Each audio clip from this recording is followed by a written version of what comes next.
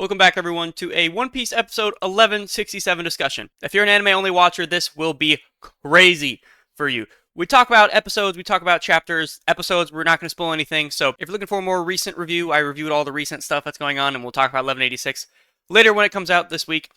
But 1167, as I'm going to fix my camera. Sorry, here we go. Damn. It starts kind of where we left off. We left off, if you remember, Nami, Zoro, and Luffy, One Piece, and Luffy are going with Road to the castle to get the key because Luffy wants to talk to Loki because he mentioned that, hey, I can tell you where Shanks is. And he believed him. So he's going to get the key. And we saw those two mystery figures, one in the blue cloak, one in the pink cloak. We know the pink cloak's now is named Gunko and they're talking to Loki. So we pick up with Luffy's group going to the castle. So we get to the castle door and it's like, holy hell, it's like broken open. But Zoro sees that it was broken from the inside.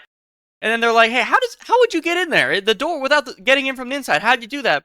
Don't castles just have like windows that you could in theory just get in? And a lot of characters, One Piece, I would imagine could do that, but I digress. That's obviously not what we saw, but I'm just saying it's awfully possible.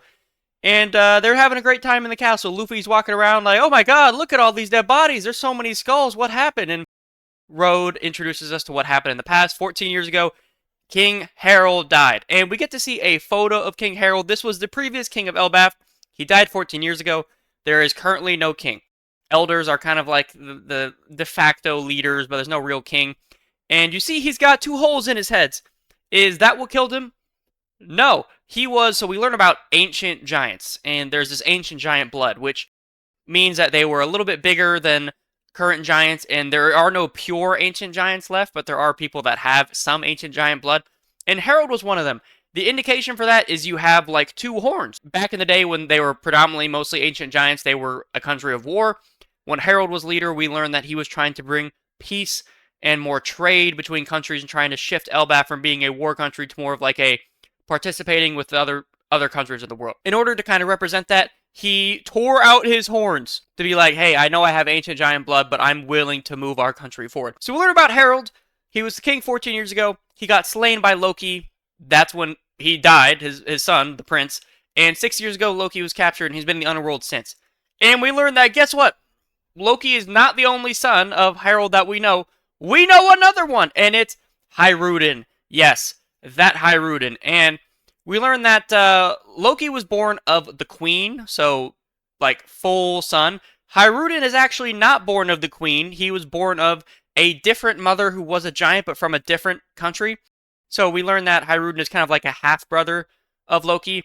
And then we get, like, a weird moment with Rodo. Rodo, I keep forgetting which one. Rodo, that, like, weird translation issues. Road mentions, like, hey, he can't become, his mother wasn't fit, there wasn't full, pure giant blood. And then we get this weird flashback that nobody asked for. Nobody was like, hey, what's up with Road? Why is he such an a-hole? Where we learn about, although Road doesn't like Hyruden not having, like, full Elbaf giant blood, he follows him. Like, why is that? Well, back in the day, this is like a 20-second flashback. Road was doing drawings that got made fun of, and Hyruden said, I like your drawings. Isn't that amazing? I know they were kids, but still. And he's like, you know what? I'm going to help Hyruden. I'll be on his crew. And we learn about Hyruden's dream in another, like, literal 10-second pan to the Western Village, where Hyruden's like, I want to be the king of all giants and unite them all, because there's other countries of giants that we don't know much about. And everyone's like, yeah! So that happens. Great. We learn about Hyruden and Rodo. So I would assume Hyruden will be the king of Elbaf at some point. That would make a ton of sense. They don't currently have a king. Seems like no one likes Loki. That whole thing happened. So we learned about that. So I think we covered everything in the castle except for the fact that, like, Loki killed Harold and like 100 other giants. That's where there's so many skulls and everything in there. And then lastly, the castle's been kind of vacant ever since, except for those two guards that we saw get attacked a few episodes ago. And then the Straw Hats meet those guards like, whoa, what is going on? And of course, their goal is to find the key, but now they're learning something happened. And then we cut back to the underworld with Loki. So if you remember, we met this character named Gunko in the last episode where we saw them originally spawn in the castle, go into the underworld, and they're trying to recruit Loki. Now, we get a little bit more information about what's going on. And this is the scene kind of more at the end of the episode where you're going to be like, oh, whoa. Because the guy with the blue cloak, right? We assume that looks like Shanks. Is it Shanks? We've seen devil fruits like Bon Clay's that, hey, that could, be something. Maybe it's not really Shanks. Maybe it is Shanks. We get a little bit more information about what's going on. So Gunko and this other character are clearly attacking Loki and trying to get him to join the Gods Knights. Now, we don't know too much about the Gods Knights yet. We're going to learn a ton about who they are and kind of what's going on. But as they're attacking them, we get like Gunko's full epithet about who she is. We learn that Gunko is Saint Gunko of the Myanmar family, and it looks like she's using an arrow attack to attack Loki, which kind of seems like what it would be, the arrow fruit, which is what it is. She's an arrow woman, which it appears that she could shoot arrows that kind of like harm and or predictably determine where her attacks are going to be, because she like tells Loki with her arrows like, hey, guess what, you're going to get hit here next, because of course he's still chained up. And okay, so we learned that these Gods Knights are celestial dragons, it appears, and she's part of the Manmeyer family, which we don't know a bunch of, which is kind of normal. There's like 19 of the 20 families that moved to Marijwa, the 20th being the Nefertaris. We don't know a ton about a lot of them, but apparently she is a celestial dragon. She's part of the Manmeyer family, and she has the arrow fruit, so now we know a ton of who she is, and we assume she's a Gods Knight because she's mentioned, hey, Loki, we want you to join the Gods Knights. So she's attacking Loki, and it's very confusing. At least it's odd that Loki's not just like, yeah, I'll join, get uncuffed, and then start to attack them, because apparently Loki is very, very strong. As we learned about some of his adventures when he was talking to Luffy originally, he was just like terrorizing the seas before he got caught by Shanks and brought back. So it's surprising that Loki's not just like, yeah, I'll join you. He just continues to get his ass beat for minutes, and it takes a while. So that's a huge deal. We learned that one of the Gods Knights, who are they? She's part of the Manmar family, so they're working for the world government, which we kind of assumed. I mean, where would they have been coming from, right? And she's actually a celestial dragon. It's not just some like random attack force that they have that we know nothing about. So she's attacking Loki for a while, and he just continues to take it, and he says, no, I'm not going to join. And then we get to a point where we zoom in on the guy in the blue cloak. We want to know, who is this guy? Is it Shanks? Who is it? So we get a close-up of who that guy is, and it's a guy named Saint Shamrock, and he's a commander of the Knights of God, and he's a world noble. So again, another celestial dragon. He's a commander of the Gods Knights, and he wants Loki to join. Now, we actually get a couple bits of information here. First of all, their whole goal is to apparently take over the Giants and have them help them conquer the world. Okay, we learn about that. And then looking at this guy, the question is he Shanks, right? His name is Saint Shamrock, which means he's probably literally not Shanks. Does that mean he's related to Shanks? There's a ton of differences. Not a ton, but the hair is kind of different. The getup is different, so it's clearly not Shanks, right? Shamrock. Are they brothers? Is Shanks a celestial dragon? There are so many questions to answer that are going to be revealed shortly, and it's very, very exciting stuff. So, holy hell, was Shanks like a part of the celestial dragons? Was he at Marijwa? Did he escape at some point and then become an emperor? What is going on?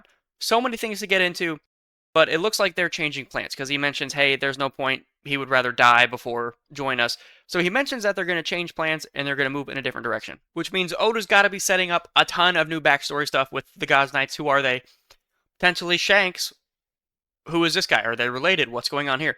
And also, one thing I forgot to mention about Shamrock, he's also part of the Figureland family, so that's another one of those 19 families that we'll get to meet. And it says he's a son of Saints Garling of the Five Elders. So this guy is a direct son of one of the Five Elders. Of course, Saint Saturn was the godhead of science, and after Egghead, Emu just killed him because he failed. Garling is the guy that we saw come in and take his place. That is who that is. So he is now one of the Five Elders. Shamrock is his son. He looks like Shanks. Does that mean they're actually brothers, and Shanks is the son of one of the Five Elders? That would be completely... We didn't see that coming. And it's really interesting to see that these characters get introduced so late into the story, right? Like, we have Loki, we have the Gods Knights. These are these two characters that we've met that surely have to be very strong. Loki, we've been told, is really, really strong. I'm talking, like, top tier strong. And then the Gods Knights, who clearly have to be strong on their own. But it's crazy that we've never heard of them at all. Which basically means LVAF is going to be really, really good. And it's going to be very entertaining to see what goes on in the future. Now, Luffy's group, right, they're waiting to get the key, and then they're going to go to the underworld. So are they going to meet up with these two characters? Is there going to be a fight? Are they going to release Loki? There are so many questions that have to be answered. What is their plan after they realize he's not going to join? They clearly stated they want the Giants to join the world government so they can use them. I would assume that would be for military force, and I assume the Giants would not want to do that. Because if you remember, the Giants, not affiliated with the world government, right? They're their own kind of country. They don't have any affiliations with the world government, so them joining for military might would be very, very weird because currently it's not really what they do anymore. A lot of them don't have the ancient giant blood, a country of warriors as much as they used to be. When they talk to the kids at the school, they went, "No, I don't want to be a warrior. I want to study. I want to do this. I want to do that." And Luffy was like, "Hey, what is that? This is Elbaf. You're supposed to want to fight." Which you would think Luffy would have some knowledge about them being children, but I don't remember how old they are, but I assume they're older because giants live to like 300 years old ish in the One Piece story. So I assume those kids might actually probably be older than Luffy. But I digress. Regardless, a lot of really, really exciting things coming into the next chapter. Sorry, the next episode here. And if you're looking for more of a current stuff, current chapter review, I have that. My last recent video, we talked all about what's going on in that flashback that we might be seeing. And maybe we have some flashbacks of our own coming into the One Piece episode, because they gave us a little bit about King Harold and Loki, but I wonder if we're going to see anything more. I think we covered the big ticket items here. Both of these guys are celestial dragons. They appear to not be like the normal kind that are just like wearing the bubble and everything like Charlos. These ones look like they can fight. And this guy looks like he might be related to Shanks, who's related to who's could be a son of a Five Elder. Really big ticket items happening here in Elbaf. We're meeting tons of new people, and I'm very excited for the future. So we will review the next episode when it comes out. I think it comes out later this week. Got some other stuff coming up. I think we're going to talk about the Straw Hats backstories. We're going to review the One Piece movie that everybody dislikes, except for me, of course. I kind of like it, but I get the hate. And some other stuff as well. So that'll be it. If you guys leave a like and sub, would help a lot, and I will see you guys next time.